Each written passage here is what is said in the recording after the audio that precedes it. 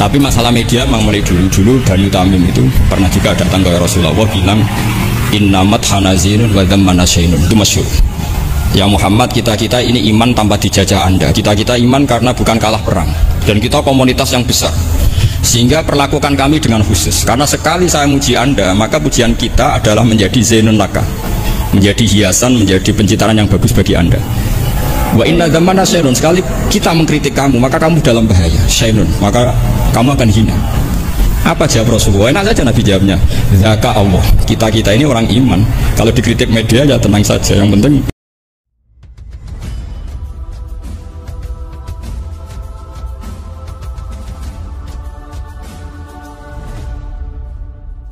karena ini nuansanya seminar, maka saya punya pemikiran yang berbeda. Biar kesannya itu udah kong kali kong. Saya melihat bahwa kita ini sudah subjek, bukan objek. Karena setahu saya, santri-santri itu misalnya ngapalkan alfiah capek, terus manfaatkan lihat sinetron. Jadi mereka itu alat untuk kita terhibur. Bukan kita diperalat sinetron, tapi kita memperalat sinetron. Misalnya tadi beliau cerita bapak-bapak jadi korban karena ibu-ibu melihat bapak-bapak yang ganteng pakai jas uangnya banyak. Sebetulnya ibu-ibu juga jadi korban karena nggak secantik yang di TV. jadi ini penting saya ketahui. Begitu juga melihat Real Madrid misalnya. Kita ini kalau ngidolakan pemain lokal, kan datangkan pelatih, ngelatih itu mahal, bikin stadion mahal. Mendingan ngidolakan sudah jadi. Lagi-lagi mereka kita jadikan objek dari keinginan kita yang nggak mau repot-repot, ya beli yang instan gitu. Jadi ini mungkin yang saya beda dengan beliau. Saya ini sering ketemu para dokter, para profesor di Jogja. Bahkan saya bikin komunitas grup diskusi kematian. Itu profesor-profesor yang mau mati itu sering diskusi sama saya. Kenapa ini penting? Karena mereka bilang gini, Pak Bahak, dunia ini pasti kita tinggalkan saja, perumusnya banyak. Masa kematian yang kita songsong nggak ada perumusnya gitu. Makanya kita bikin tim perumus kematian. Terus saya bilang, ini bedanya profesor sama intelektual. Kalau intelektual itu diskusikan yang profan, dunia itu profan, nanti habis. Kalau kematian itu abadi. Maka untuk orang jadi profesor, sarannya harus tahu tentang kematian. Dari provokasi ini banyak teman-teman diskusi kematian. Ini penting saya utarakan karena dunia apapun hebatnya seperti yang dipandang Mas Hakim bisa dibalik juga. Misalnya orang bilang Israel nggak bisa dikalahkan, sebetulnya hingga sekarang pun Palestina nggak bisa dikalahkan. Hebatnya apa Israel? Nyatanya tidak bisa menghilangkan Palestina, paling di Google dihapus itu saja. Sama, apa sih hebatnya punya TV banyak, pemirsanya banyak? Sebetulnya TV itu menggantung banyak pemirsa, dan itu kita. Sebetulnya mereka yang bergantung kita, apa kita yang bergantung mereka? Zaman ibu-ibu belum ada sinetron, mereka terhibur, ngerasani tonggo, petanan, macam-macam. Artinya punya cara untuk hiburan. Lalu TV-TV ini menjadikan mereka objek untuk jadi kaya. Ini gimana supaya kita jadi kaya, mereka jadi pemirsa, jadi apa, macam-macam. Jadilah kita objek. Tapi karena kita orang pinter, ibu-ibu pinter, sebenarnya TV mereka subjek juga, ibu-ibu. Delok bojone ra ganteng ya delok yang di TV kan gitu. Jadi ini ya ini pembanding saja karena ini acaranya seminar, nanti eksekutornya yang penasehnya Gus Zofur, muharirnya ini nanti itu. Jadi menurut saya ini saya seperti pesan Gus Iid, kita seriusan saja, serius tapi santai. Karena setahu saya sering diskusi sama Gus Zofur. Kemarin diskusi tentang waktu di Denmark, di Eropa itu disamakan, dikonversi waktu yang ada katulistiwa. Apa setiap negara punya aturannya sendiri? Karena Denmark itu ada masa tertentu yang siang itu sampai 3 bulan. Sampai sekarang saya sering diskusi sama beliau tentang itu, terus tentang Mina Jadid, tentang macam-macam lah. Setahu saya begini ya, pernah ada guyonan di beberapa ulama, pernah dipertanyakan, cengkeh itu kan wangi, sehingga kalau kuitar itu dikasih cengkeh. Oke, kita sepakat dalam konteks bikin kuitar itu cengkeh dikategorikan pewangi. Lalu kategorinya adalah pewangi. Pertanyaannya berarti kalau orang haji, ikhram, merokok itu wajib bayar dam karena pakai pewangi. Itu hampir putus karena dikonsensus oleh ahli-ahli pakar kue itu termasuk kategori pewangi. Tapi ketika ada pembanding ini Mas, ini pentingnya pembanding. Lalu berarti orang Jumatan disunatkan rokok kan harus pakai kesunatannya kan pakai pewangi gitu. Nyatanya tuntas juga nggak jadi, akhirnya keputusan itu udah jadi. Jadi kalau saya ditanya Gus Barok cara ngelawan apa hegemoni barat atau derasnya media massa, ya sudah, kalau nggak punya kan nggak keserang. Makanya saya tidak punya gitu. Jadi orang susah ada gelombang pornografi kan karena lihat. Gus Barat mungkin lihat sehingga merasa ada gelombang pornografi. Lah saya kan tidak punya, makanya saya nggak serang. Karena dulu ngaji saya itu Darul Mafasid Muqaddamun ala Jalbil Masoleh. Kalau disara-saran sad dan didaroe, kalau rawan bahaya ya tidak usah. Ya saya kira gitu, kira-kira alasan saya kenapa. Selain mungkin saya tidak buat beli Gus Barat gitu.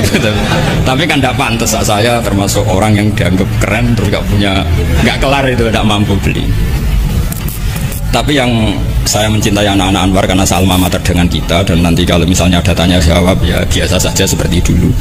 Anda tidak harus yakin saya benar, meskipun Anda jangan yakin pendapat Anda benar. Tapi masalah media memang mulai dulu Banu Tamim itu pernah juga datang ke Rasulullah bilang innamat hanazinun wa dhammanasyainun, itu masyhur. Ya Muhammad, kita ini iman tanpa dijajah Anda. Kita iman karena bukan kalah perang, dan kita komunitas yang besar, sehingga perlakukan kami dengan khusus. Karena sekali saya muji Anda, maka pujian kita adalah menjadi zainun laka, menjadi hiasan, menjadi pencitraan yang bagus bagi Anda. Wa inna dzamana syairun, sekali kita mengkritik kamu maka kamu dalam bahaya, syairun, maka kamu akan hina. Apa jawab Rasulullah? Enak saja Nabi jawabnya, zaka Allah, kita ini orang iman, kalau dikritik media ya tenang saja, yang penting intawah. Nah mungkin saya latihan di makom itu, sehingga saya itu bersama media biasa. Istri saya lihat sinetron, setahu saya gitu, bersumpek itu delok dunia gitu, bulan delok sinetron. Ini sebenarnya kita subjek apa objek? Kalau menurut Mas Hakim objek, kalau saya ya kita subjek. Kalau bosan ya ganti saja. Kalau bosan ganti. Jadi kita yang memainkan mereka, bukan kita yang dimainkan mereka. Oh, yang pegang remote kita. Nah, saya kira ini yang ringan-ringan saja, seperti pesan Gus Iyad tadi, sersan itu serius tapi santai. Ya biasa saja menurut saya, ini zaman nggak bisa dilawan ya. Saya juga beberapa kali ketemu menteri, ketemu pejabat ya, kita sering diskusi. Kadang-kadang mereka bilang, Gus, mbok ya usul tentang sebetulnya tata negara itu kayak apa. Saya bilang ini basa-basi, ada pakarnya. Tata negara itu sudah ada pakar. Kalau sampai tanya tata akhirat, saya jelaskan. Terus, ya tata akhirat itu kamu di dunia harus sujud. Dunia ini nanti profan, jabatan menteri itu profan. Kalau akhirat itu abadi. Akhirnya ngaji sama saya. Enggak bab itu. Ini penting. Bagaimanapun kita umatnya Nabi yang diamanati menyelamatkan umat ini sampai dunia akhirat. Kalau yang di dunia sudah ada spesialis ya kita terima. Bagaimanapun orang Islam itu kalau bisa ya di dunia hasanah. Tapi yang sudah agak-agak berKTP akhirat kayak saya jangan dipaksa. Ini penting ya, karena memang ayatnya wafil akhirati hasanah gitu. Jadi kita tidak boleh hanya bicara kompetisi antar TV macam-macam. Kalau antar program pengajian mau saya, karena itu ya saya kira demikian. Ini penting ya pembanding tuh, karena saya punya cerita ya betapa Rasulullah SAW ini sangat-sangat akademik ya. Saya punya cerita agak serius. Setelah ini selesai, saya ini terakhir ke suara. Suatu saat ada seorang sahabat, ini yang disetujui atau diamini oleh para ahli tafsir. Dia perang gitu atau ditugaskan ke Nabi gitu. Di kitab saya sahabat itu namanya Muhallam bin Jassamah. Saya nggak tahu kalau nama itu di kitab Anda karena beda kitab namanya beda. Dulu itu kalau saya jago Tyson, kok Tyson kalah, oh di TV saya Tyson menang gitu. Tapi semenjak ada real time katanya nggak mungkin nanti. Kalau Tyson menang ya menang semua. Tapi kalau kitab itu beda. Di ayat idza darabtum fi sabilillahi fatabayyanu itu. Kemudian Muhallam bin Jassamah ini membunuh satu orang. Di kitab saya namanya itu Amir bin Abbad. Setelah dibunuh, padahal orang ini setelah terdesak melafadzkan la ilaha illallah Muhammadur Rasulullah. Dalihnya ini kan tentang informasi juga. Ini kaitannya masih informasi. Saya bukan menyempal dari tema. Ditanya sama Rasulullah, kenapa kamu tetap bunuh padahal dia sudah melafadzkan la ilaha illallah? Kata dia, innama qalaha muta'awidzan. Dia melafadzkan itu karena muta'awidzan saja, ingin berlindung dari serangan kita.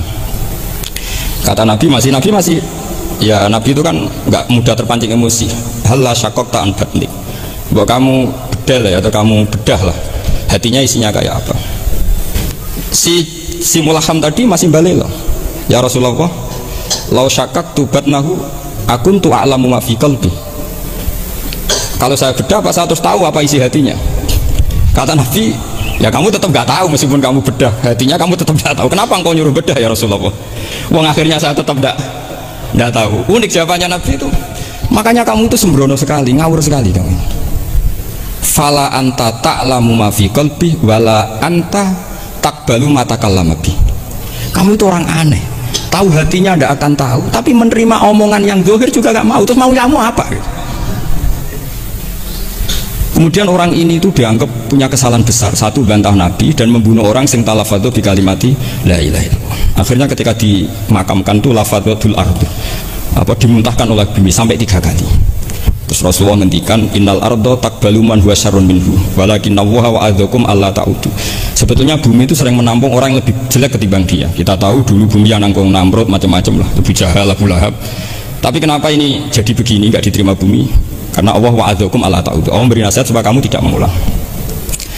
Artinya begini teman-teman santri ya, dalam menerima informasi itu ada hal-hal yang butuh kita sikapi, ada yang enggak misalnya gini, masalah talafut bi kalimati syahadah, bi kalimatai syahadah, itu siapapun yang melafadzkan harus kita terima karena ini kalimat sakral. Bahkan ketika terdesak, yaitu masyhur itu dalam cerita sebagian kitab, Usama bin Zaid itu pernah membunuh orang padahal sudah talafadhu bi syahadatin, itu sama Nabi disalah-salahkan. Padahal kata Usama, tapi dia sudah memotong tangan kita, kaki kita. Masa pas kita punya kesempatan tidak boleh bunuh ya Rasulullah? Kata Rasulullah tetap saja ngendikan kaifa tasna'u bila ilaha illallah idza ja'at yaumul qiyamah. Terus begitu. Nah ini kalau dalam ilmu tafsir atau ilmu hadis disebut kebenaran absolutisme. Sehingga ada hadis mangqala la ilaha illallah dakhalal jannah wa in zana wa in sarqa. Kalau di bab fikih informasi itu bisa kita terima kalau mukhbirnya itu adil, datanya valid. Tapi khusus kalimat syahadat itu tidak, wa in zana wa in sarqa harus kita terima. Sehingga kita tidak pernah mengkafirkan orang fasik. Misalnya lonte ditanya Tuhan siapa, ya Allah. Rektor Al-Azhar jawabnya ya Allah. Ketua MUI ya jawabnya ya. Jangan karena misalnya copet bilang Tuhan itu Allah, terus MUI bilang wah saya tak jawab yang lain dah, nanti sama gitu. Nah, saya pernah ditanya sama dosen di Jogja, Pak Bahak, kenapa ada kata wa in zana wa in sarqa? Kesannya itu Islam membolehkan zina. Terus saya bilang ini contoh absolutisme kebenaran. Jadi kalau kebenaran itu absolut, kita terima dari siapa saja. Tukang becak ngomong dapat 2 tambah 2 ya 4, lonte bilang 4, pakar matematika 4, rektor UGM nanti ya bilang 4, sama. La ilaha illallah itu kalimat yang absolut. Sehingga di TV misalnya, apapun TV Yahudi atau TV Nasrani, kalau programnya itu benar menerangkan kebenaran, meskipun mereka niatnya bisnis, tapi kalau kalimat itu kalimat yang benar ya mau tidak mau kita terima. Terus kedua, ada informasi yang kita sikapi dalam suasana genting.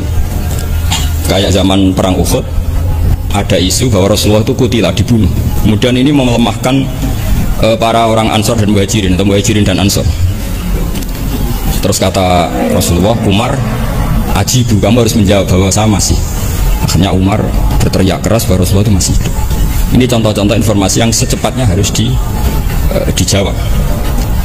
Terus ketiga, informasi yang nggak penting dijawab karena memang sudah hoax, sudah sampah. Misalnya gini, orang melihat di TV infotainment itu nggak pernah yakin kok benar apa enggak. Ibu-ibu itu butuh hiburan, melupakan suaminya, utangnya, macam-macam. Makanya saya bilang, ibu-ibu ini subjek bukan objek. Jadi ini yang saya beda dengan Mas Hakim. Tentu saya punya sisi kesalahan karena saya juga nggak perlu akurat, karena ini tidak bidang saya. Tapi cukup jadi pembanding karena ini menyangkut harga diri Mas Hakim.